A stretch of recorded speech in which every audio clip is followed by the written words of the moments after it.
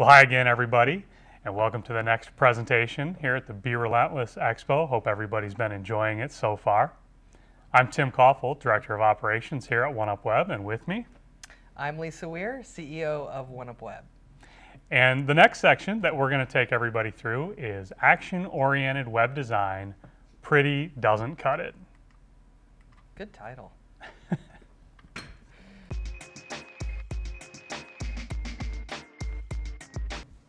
So now we're going to talk about driving loyalty. And one of the key factors in driving loyalty is making sure that we're creating happy customers versus unhappy customers. We want those visitors to come back time and again to raise the average order values and the lifetime value of a customer. And I think, too, one of the benefits, obviously an unhappy customer is not going to come back, but if we're paying attention to that, we actually end up with brand advocates, which, as we've said over and over, especially in recent months, the social web is changing what customers can do for you. Right, and so what happens if we have an unhappy customer? They're out there in those same social channels talking about an unhappy experience they had. So key is making sure that we create loyal customers by having a good customer experience.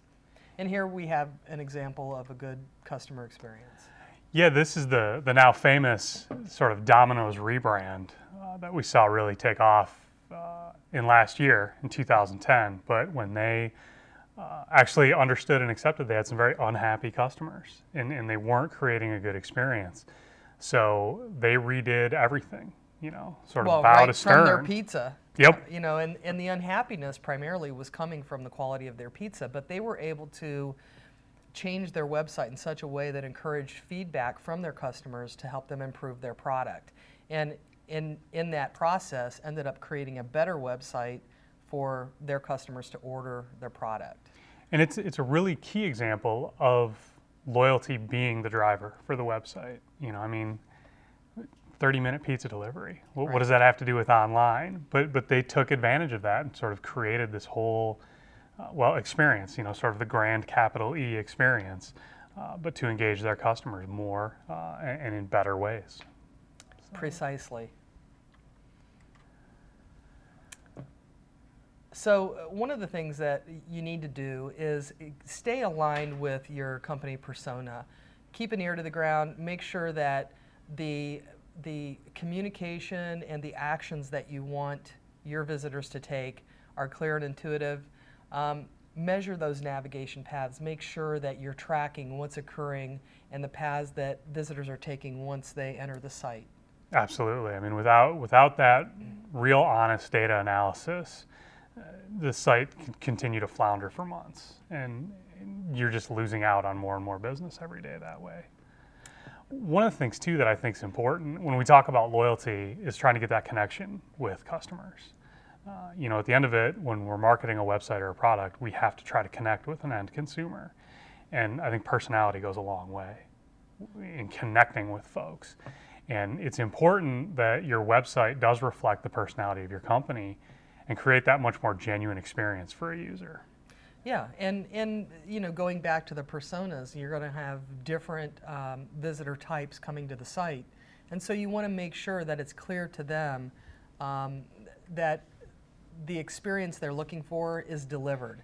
So you could have different groups, but they can have a path of navigation that makes sense to them based on what led them there in the first place. And that takes some research and some time in figuring out what those persona types are that you want to target and where you want them to go. But it's important and sometimes tough questions that companies have to face. The why is the site there? What do we need it to achieve? Yep. So loyalty, obviously important for a company, but probably more so driving leads.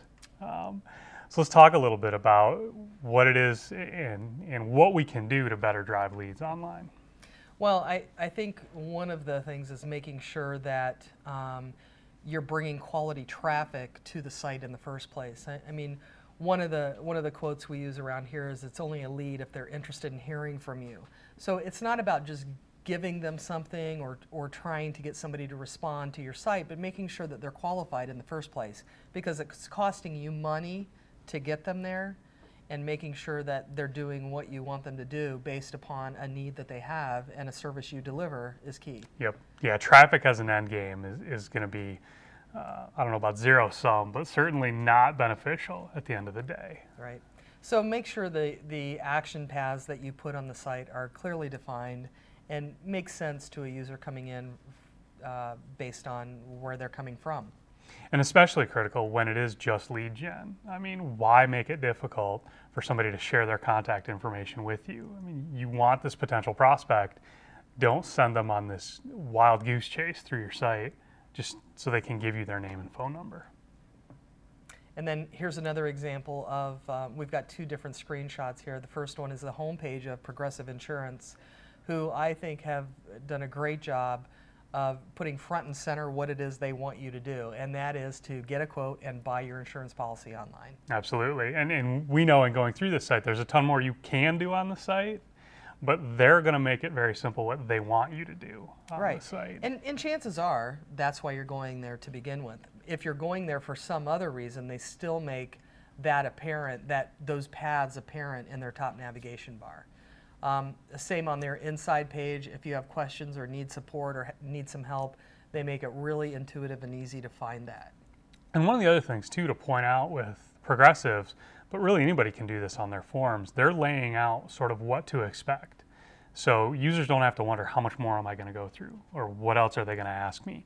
You can kind of see in this shot along the top, first it's some personal information, then, and the obvious one for insurance is going to be about the vehicle, but they're creating an expectation and again leading folks down that path appropriately. Especially important in these longer forms, which we all know that insurance companies are going to have because they just have to collect a certain amount of information. But on a short form, different game. You typically have all of your fields on one page, but if you're going to have a lot of fields, make sure you're stepping them through that and letting them know what to expect.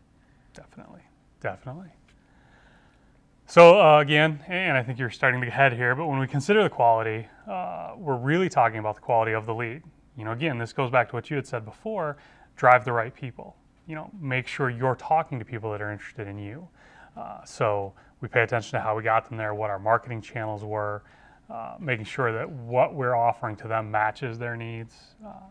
You know, we do a ton of stuff internally around white papers and other research, and pay very close attention to what channels and what outlets we're reaching out to and matching our offers with those audience. Well, and one of the things that we understand is that we're not a good fit for everyone.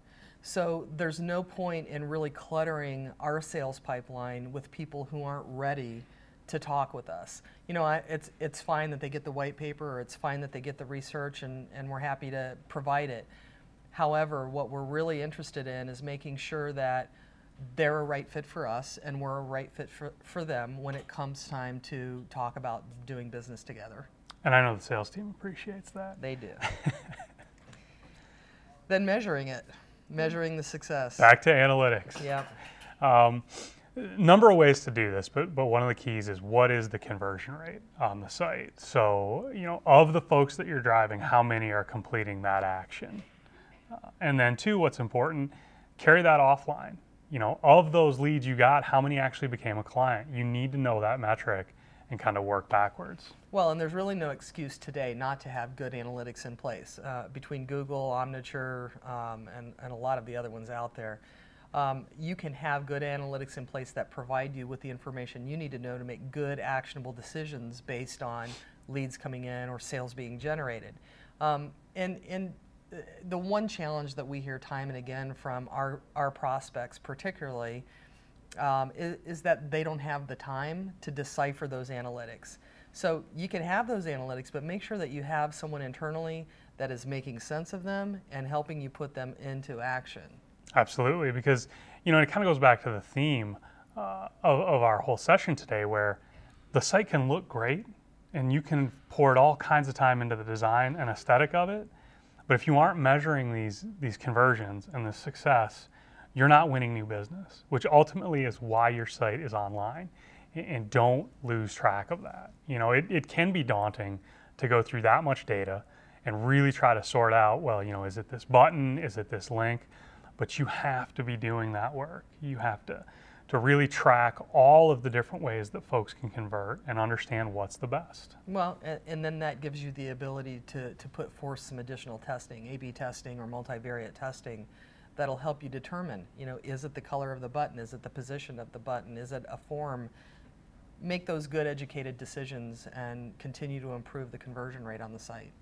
Really put in the time for the science that goes behind the art. I mean, I guess to try to wrap it up in a nice little takeaway soundbite. One of the other things too that we're big fans of and recommend when you can is some eye tracking studies. Talking to customers, going through the site on your own. There's a lot of insight that can be gleaned, but people often don't even realize what they're looking at on a site. And if you can understand what about your design is drawing people's attention, you can really capitalize on that and put more of those action paths in front of people. Right, and we've certainly done a number of those for our clients, and a lot of what I find interesting about those is we can all make a lot of assumptions about how people should act or what we expect them to do, and so many times we wind up getting a completely different result, and absolutely. The assumptions were wrong. So it's good to incorporate some additional technology to help. Could not agree more. So we've talked about driving loyalty, and we've talked about gaining leads. The $25,000 question, though, is how do we drive more sales online? And here we have an example of the Harry and David homepage.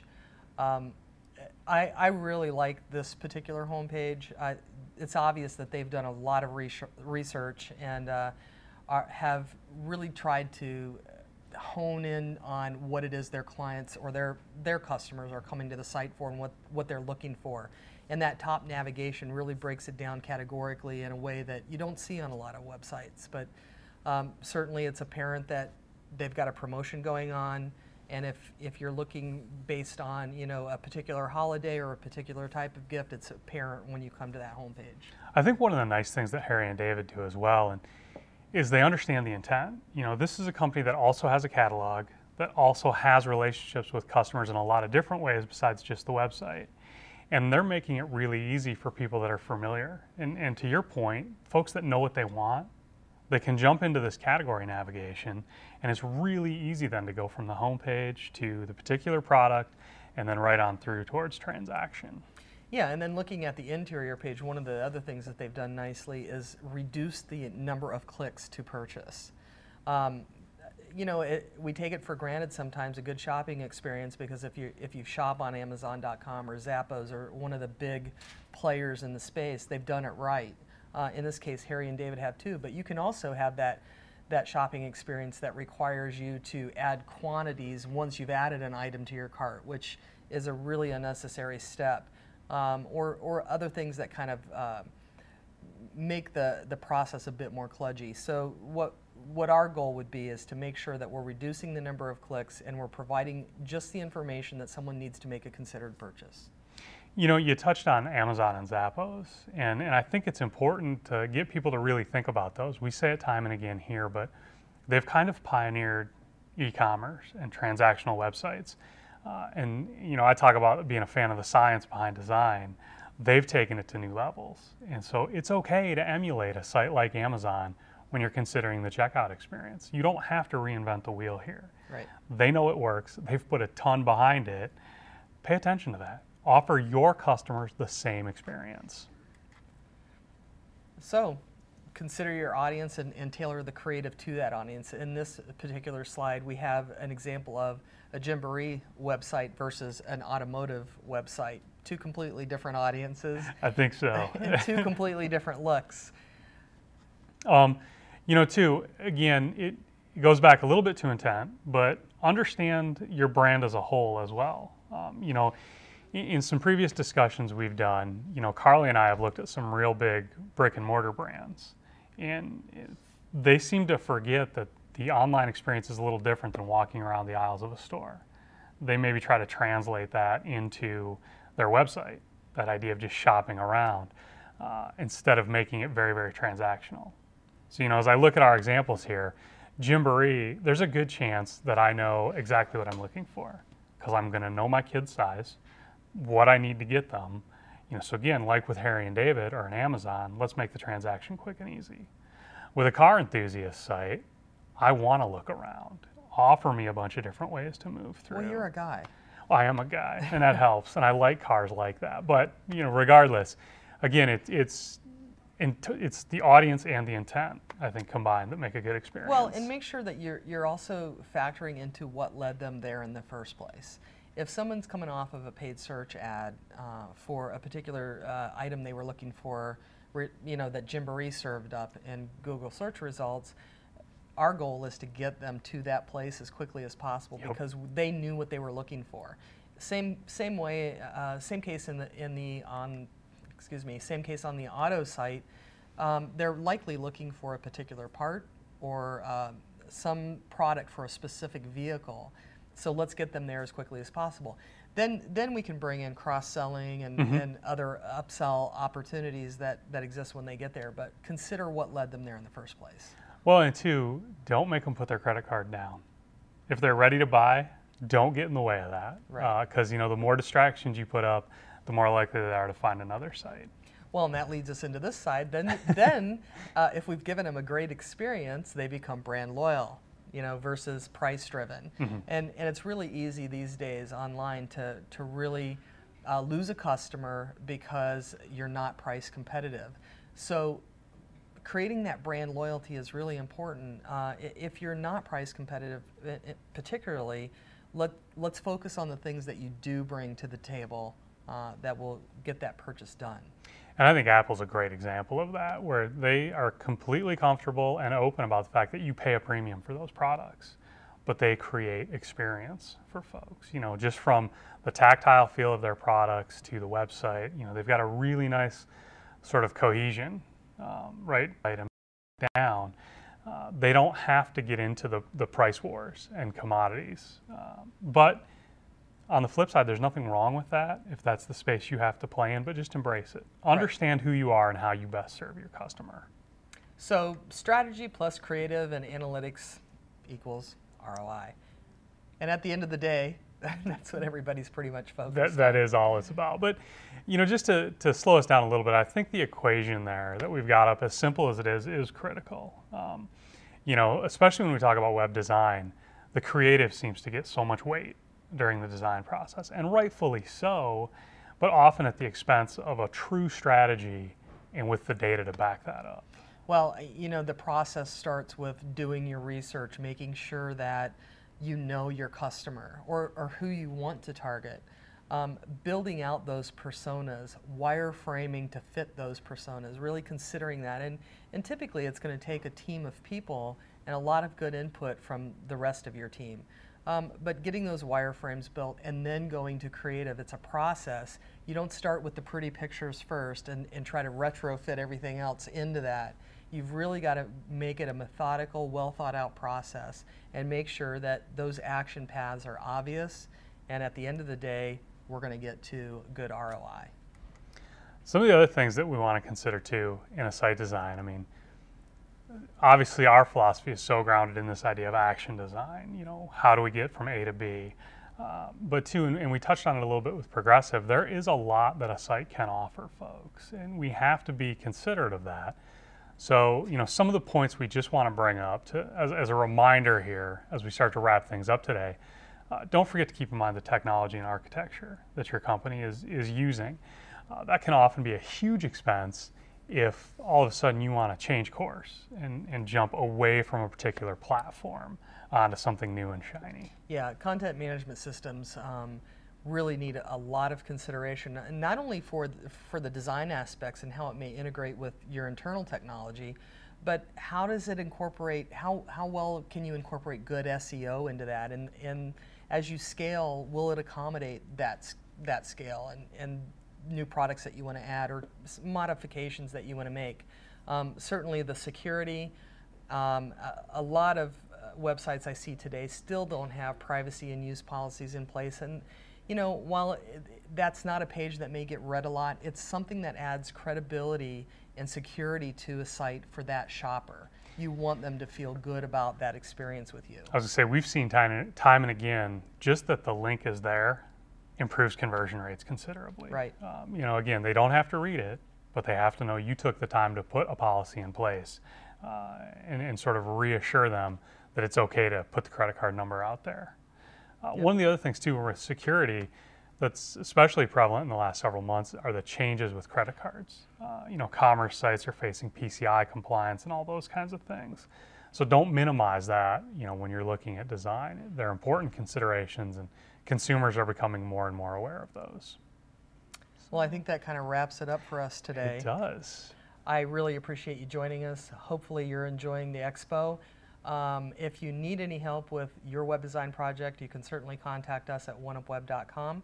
And we look forward to seeing you on the next show. Thanks.